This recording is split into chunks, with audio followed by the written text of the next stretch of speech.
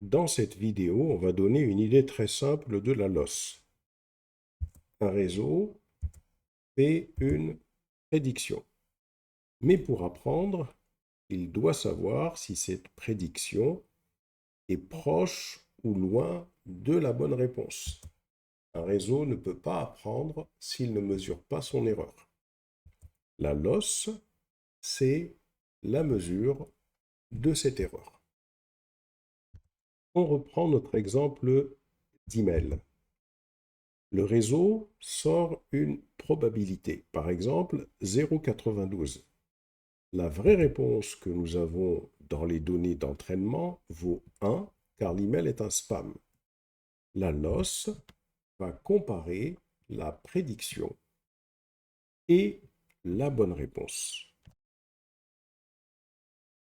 Si la vraie réponse vaut 1 et que le réseau prédit 0,92, il est proche de la vérité. L'erreur est petite. S'il prédit 0,20 et que la vérité est 1, il est loin de la vérité. L'erreur est grande. Donc ici, on a les mêmes bonnes réponses, mais des prédictions très différentes. Dire simplement que la réponse est juste ou fausse n'est pas suffisant. 0,51 et 0,99 peuvent conduire à la même décision spam. Mais 0,99 est plus proche de la vraie réponse 1. La loss donne une information beaucoup plus fine qu'un simple oui-non, une information beaucoup plus précise. Pour vulgariser, on peut commencer avec une loss très simple. L'erreur au carré. On considère la prédiction et la vérité. Et on va réaliser l'opération suivante. On réalise la différence entre la vraie réponse, la vérité et la prédiction, puis on élève au carré. Cela donne une valeur positive, facile à interpréter. Voyons une petite erreur chiffrée. Par exemple, on suppose qu'on a la vérité qui est égale à 1 et la prédiction qui est de 0,92. La différence, la loss, est égale à 1 moins 0,92 au carré. Cette différence fait 0,08 élevé au carré, ça fait 0,0064. On obtient une loss très faible. Autre exemple, supposons qu'on a une grande erreur chiffrée. Cette fois-ci, on a toujours la vérité qui est égale à 1, mais la prédiction qui vaut 0,20. La différence est égale à 1 moins 0,20 au carré, qui donne 0,80 au carré, qui donne 0,64. Et là, on a une loss qui est beaucoup plus grande. Dans un dataset, on ne regarde pas seulement un email. Par exemple, si je considère l'email 1 pour lequel la loss est 0,006, l'email 2 avec une loss égale à 0,040 et l'email 3 qui a pour loss 0,640. Après avoir calculé une loss pour chaque exemple, on va prendre la moyenne. On va calculer une loss moyenne. Et l'objectif de l'apprentissage sera de faire baisser cette loss moyenne. La loss sert de tableau de bord. Si elle est haute, alors ça veut dire que le réseau de neurones se trompe beaucoup. Si elle diminue, ça veut dire que le modèle progresse. Mais la loss ne dit pas encore exactement comment corriger les points. c'est le rôle du gradient que nous verrons au prochain cours.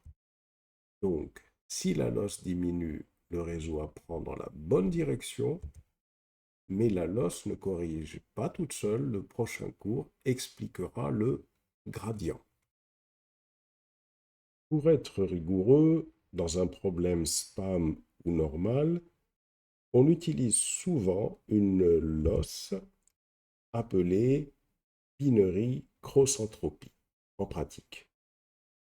Mais pour une première intuition, l'erreur au carré est plus facile à comprendre pour pouvoir appréhender la binary cross-entropie facilement. Ensuite, on montrera aussi la version utilisée en pratique. Dans cette formation, on commence simple, puis on approche progressivement du vrai deep learning. L'objectif, c'est d'essayer de vulgariser, d'être le plus simple possible pour pouvoir prendre en main des choses beaucoup plus complexes ultérieurement.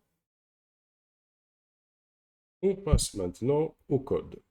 On va d'abord créer quelques prédictions, les comparer aux vraies réponses, les labels, puis calculer une losse moyenne. L'objectif est de dédramatiser une losse, c'est juste un nombre. Nous allons commencer par créer le code suivant dans lequel on va importer la librairie NumPy. On va ensuite initialiser un tableau NumPy Y qui va contenir les labels, c'est-à-dire les vraies réponses pour chaque email. Suppose que le premier email est un spam, le deuxième est normal, le troisième est un spam. Ensuite, on va définir un tableau NumPy qui va contenir les prédictions qui auront été réalisées par notre réseau de neurones. Suppose qu'ici, c'est les résultats. Et dans ce tableau, on va définir des probabilités. La probabilité 0,92 que le premier email soit un spam, la probabilité 0,10 que le deuxième email soit un spam et la probabilité 0,20 que le troisième email soit un spam. Ensuite, on va calculer l'erreur au carré pour chaque email. Donc, on va écrire loss égale y, donc ce tableau NumPy, moins prédiction, donc le tableau NumPy qui est ici. Et si on se souvient bien, donc on va avoir chaque valeur qui va être soustraite à sa valeur correspondante et on va élever le tout au carré. On va imprimer ce tableau et on va ensuite calculer la losse moyenne avec la méthode -min que l'on va appliquer à la variable losseuse. Voilà, on va se rendre sur notre Google Colab. Nous créons une nouvelle cellule et nous commençons par importer la librairie NumPy. Ensuite, on définit notre tableau NumPy qui va contenir les labels, donc les vraies réponses, les vérités. On va ensuite définir notre tableau NumPy prédiction qui va contenir les prédictions. On va calculer l'erreur en élevant au carré la différence entre la vérité et les prédictions. On va imprimer cette erreur et on va calculer la losse moyenne et on va l'afficher.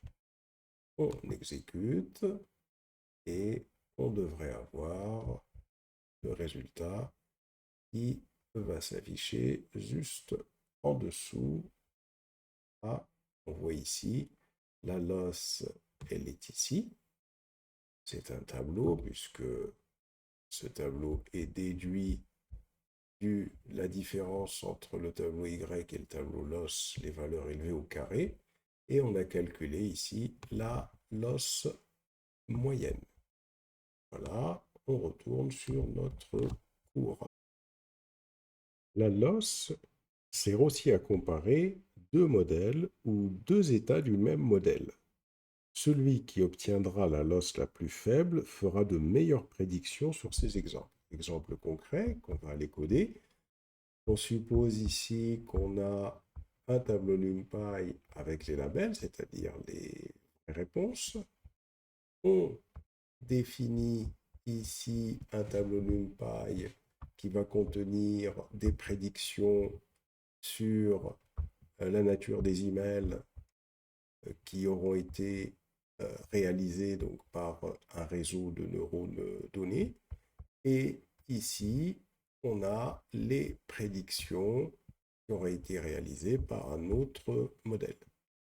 Ce qu'on va faire, on va calculer la loss pour le modèle A, qui va être égal à Y moins le modèle A qui est ici à la puissance 2 et directement on va y appliquer la moyenne. Et on fait exactement la même chose pour loss B. Ensuite, on va tout simplement afficher ici la loss pour le modèle A et la loss pour le modèle B.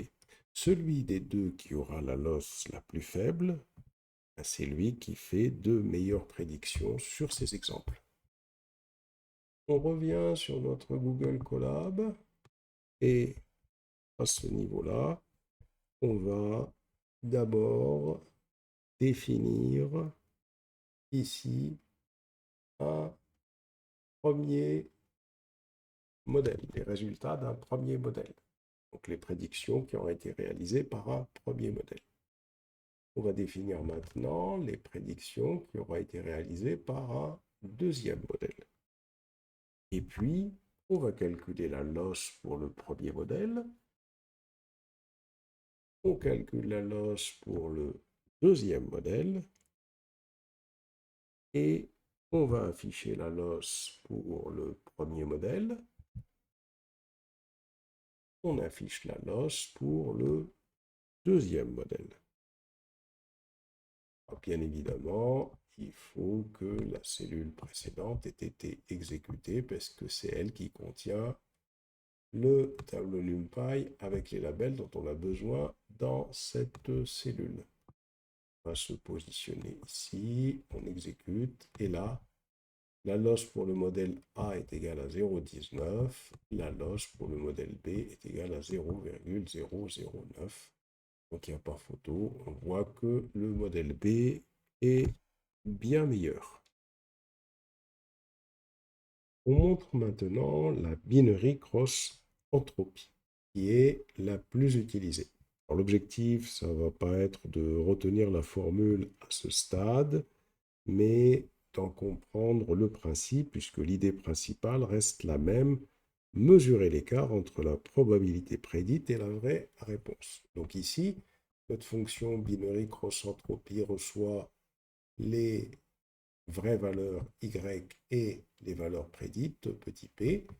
On calcule, définit une valeur epsilon très petite, 1 exponentielle moins 12. Et puis ici, on va sécuriser le P, on va sécuriser la prédiction, à savoir que si la prédiction est très petite et très proche de 0, on va la remonter jusqu'à epsilon. Et si la prédiction est très élevée et donc très proche de 1, on va la redescendre jusqu'à 1 moins epsilon. Donc l'objectif ici, c'est d'éviter des erreurs parce que log de 0 n'existe pas. Et ici, on va retourner la fonction suivante, moins y, donc les vraies valeurs, étoile log de p, donc multiplié par les valeurs prédites qu'on a sécurisées à ce niveau-là, plus 1 moins les vraies valeurs, multiplié par log de 1 moins les valeurs prédites. Ensuite, on va tout simplement appliquer cette fonction. On va calculer la binary cross entropie ici en lui passant y, les vraies valeurs, et les valeurs prédites via le modèle B. On va imprimer PCE loss et on va imprimer la moyenne de la binary cross entropie. L'objectif, c'est pas de retenir la formule, c'est de retenir l'idée. Alors, dans notre Google Colab, on descend, et là, nouvelle cellule. Dans cette cellule, d'abord, comme on l'a vu, on va d'abord définir la fonction binary cross entropie. On va définir le epsilon. On va maintenant sécuriser les prédictions. On va retourner l'erreur via cette fonction. On va maintenant faire appel à cette fonction sur les vraies valeurs Y et les prédictions du modèle B, et on va imprimer la binary cross entropie, et on va calculer également la moyenne de la loss pour cette fonction. On exécute, voilà ce qu'on obtient à ce niveau-là, et voilà le calcul de la moyenne. Alors, pour le cours suivant, on retient les points suivants. D'abord, le réseau de neurones produit une prédiction. Ensuite, la loss compare cette prédiction avec la vraie réponse. Plus la loss est faible, meilleur est le modèle. Le prochain cours montrera comment utiliser cette erreur pour corriger les poids. Cours suivant, on va parler du gradient ou comment corriger les poids.